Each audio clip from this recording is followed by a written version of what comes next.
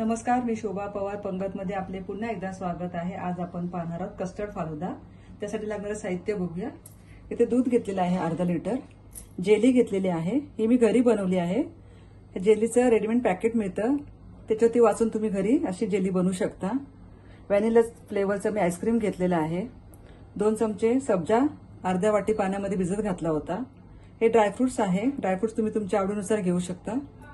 अर्धा चमचा तूप आहे, डाळिंब घेतलेला आहे, सफरचंद एक घेतलेला आहे, आंबा घेतलेला आहे, 2 टेबलस्पून आहे कस्टर्ड पावडर, ही बारीक शेव घेतलेली आहे 1 वाटी, अर्धी वाटी दूध आहे, अर्धी वाटी साखर। सुरुवातीला आपण कस्टर्ड बनवून घ्यायचं आहे। इथे मी पॅन गरम करून घेतला आहे व त्यामध्ये अर्धा चमचा जे तूप होतं ते गरम करायला ठेवलेलं आहे।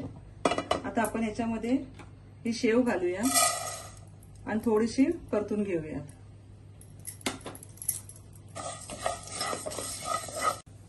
आता ही शेव भाजून झालेली आहे, दूध घालून घेऊयात।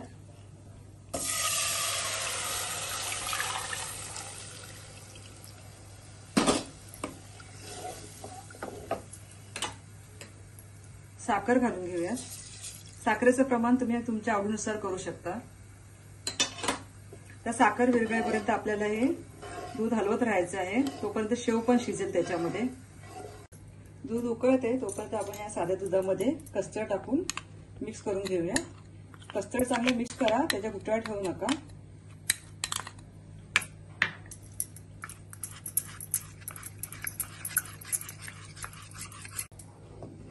दूध पण चांगलं उकळलेलं आहे।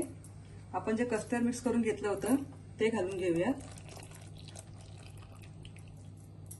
आणि सतत ढवळत राहा।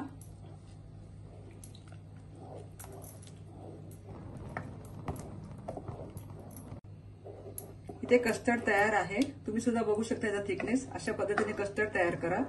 आता गॅसची फ्लेम बंद करून हे रूम टेम्परेचरवरती आपल्याला थंड करायला ठेवायचं आहे। कस्टर्ड बघा बऱ्यापैकी थंड झालेला आहे। आता आपण फालुद्याचा ग्लास रेडी करून घेऊयात।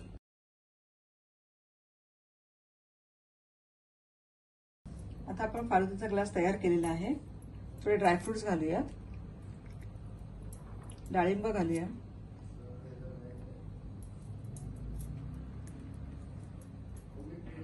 कस्टर्ड फालुदा तयार आहे। तुम्ही सुद्धा करून पहा व तुमच्या कमेंट्स मला नक्की कळवा। धन्यवाद।